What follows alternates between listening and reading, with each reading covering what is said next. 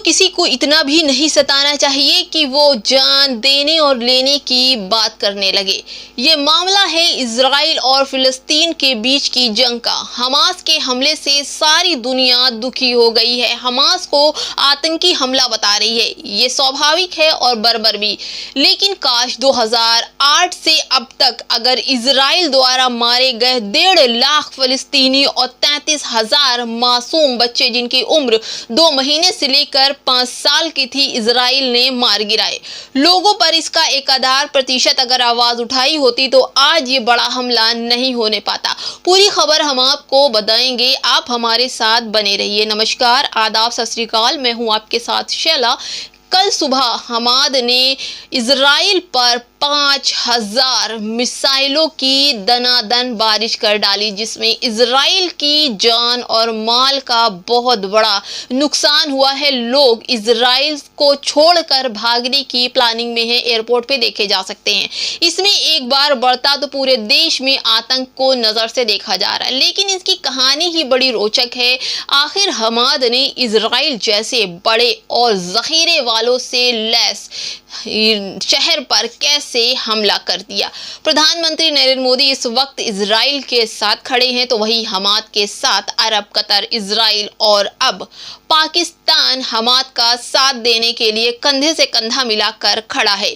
ये मामला है मस्जिद अक्सा के चारों तरफ यहूदी कंपनी के बसाए हुए इजरायली नागरिकों को वहां से हटाना। वहीं हमले के बाद फिलिस्तीन में कई ऐसे जो मीडिया कर्मी हैं वहां के नेताओं से बात कर रहे हैं, उनसे पूछने की कोशिश कर रहे हैं कि आखिर ये बड़ा हमला क्यों हुआ। इस्माइल हनीनेस ने टेलीविजन पर प्रसारित एक बयान में कहा कि हमने इजराइल को बार बार चेतावनी दी कि वो हमारी मस्जिद अल अक्सा से संबंध में आग से ना खेले और दूर रहे, लेकिन वो हमारी बात को सुनने को तैयार नहीं था और बार बार मस्जिद अक्सा में घुसकर लोगों को, बच्चों को और औरतों को गोलियों का निशाना बनाता और गोलियां बरसा कर लोगों को मौत के घाट उतार देता। इससे तंग आकर हमने ये बहुत बड़ा कदम उठाया है। हम जल्द ही अपने मुल्क में मस्जिदों से जिहाद का ऐलान करेंगे और उन सभी के हाथों में बंदूक देंगे जो लोग इस्लाम और मस्जिद अक्सा का हिफाजत के लिए शहीद होने के लिए आगे आते हैं। ज़मीनी जंग नहीं तो इस्लामी जंग है, ये ज़मीनी जंग नहीं, ये इस्लामी जंग है। हमने इस हमले को अल अक्सा फ्लड का नाम दिया है। ये बात कही है फिलिस्तीन और हमाद के प्रमुख ने। इजराइल हमाद के जंग जो छिड़ी हुई है फिलिस्तीनी कंपनी खोलकर बसाए गए यहूदियों की वजह से। अरब देश भी मिलकर इसे उखाड़ नहीं पाया था। विवाद की पूरी कहानी हम आपको इसी वीडियो में बताएंगे, तो बने रहिए हमारे साथ। 1907 में चाइम वाइजमैन नाम के एक केमिस्ट और ब्रिटेन में यहूदियों का बड़ा लीडर पहली बार फिलिस्तीन जाता है। वो वहां के जाफा इलाके में एक कंपनी खोलता है जिसमें फिलिस्तीन में इजराइल की नींव पड़ती है।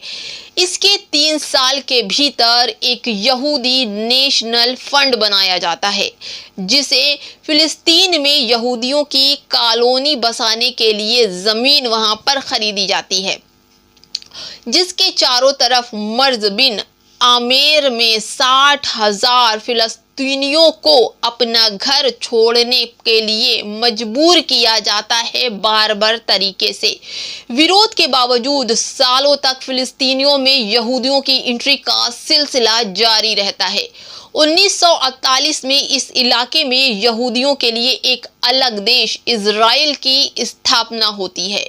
आज फिलिस्तीन के संगठन हामस ने इजराइल में 5,000 रॉकेट से हमला कर दिया और अपनी जमीन खाली करने के लिए कहा।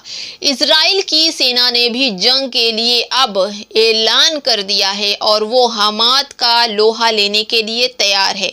अब वहां की मस्जिदों से, फिलिस्तीन की मस्जिदों से कल रात ऐलान हो गया कि वहां जिहाद होगा। सभी को इस्लाम के लिए खड़ा होना है और हाथों में हथियार लेकर इजराइल का मुकाबला करने के लिए तैयार होना है। मैं स्क्रीनशॉट लगा वीडियो दिखाना मेरे लिए पॉसिबल नहीं है, लेकिन मैं हर चीज का स्क्रीनशॉट आपको इस वीडियो में दिखाऊंगी। आगे जो भी होता है हम आपको पूरी खबर दिखाएंगे।